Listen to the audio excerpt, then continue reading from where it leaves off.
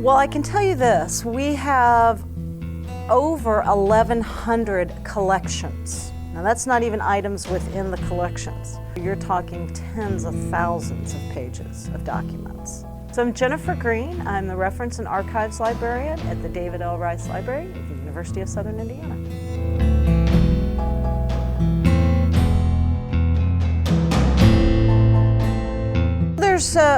The first thing you usually do is people contact us with a topic or a research thing and they want to know what we have. We've created inventory lists that we call finding aids, and many of those are online, although not all of them. So that's how you get access to the collections, to find out what's in them. Now once someone's here and wants items, whether we can scan it or take a picture of it or photocopy it depends on the item and the condition of the item.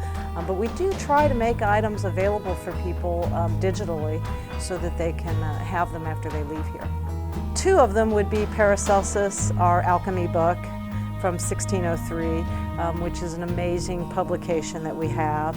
Another one would be a traveling salesman's case that I have from the 1950s from a local company.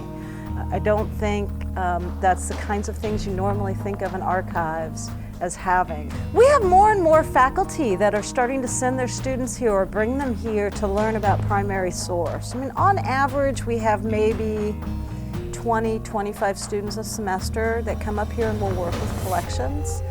We'd love to see that number rise, though. So we have one full-time staff member aside from myself, and then we have student employees who work up here during the day. Our archives, as most archives, have very limited hours. So we're only open 8 to noon and 1 to 4:30, Monday through Fridays. We have no evenings and we have no weekends.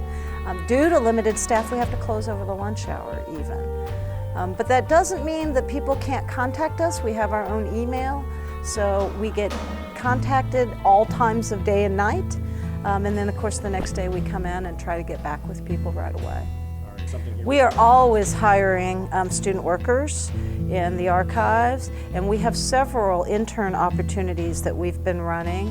We have one that's a writing, where you can go in and research collections and write blogs and research different items. And then we have other internships where you can do transcriptions of oral histories. And there's even one where you just do basic scanning and digitization projects. So we have a lot of opportunities for students to come up and work with primary source materials. Honestly, one of the rarest things we have in this collection might be our Gold Rush letters. We have a series of letters that were written from a gentleman who went out panning for gold out west, and his family was in Kentucky. These letters, the return address say things like secret ravine. He didn't even want his family 1,000 miles away knowing where he was panning for gold. The letters are very descriptive about life on the frontier. And I don't think I've run into too many collections like that in other archives. We've held movie events here in the archives, and that's something that we do in the fall. We show World War I and World War II newsreels on an old projector, so you get the real experience.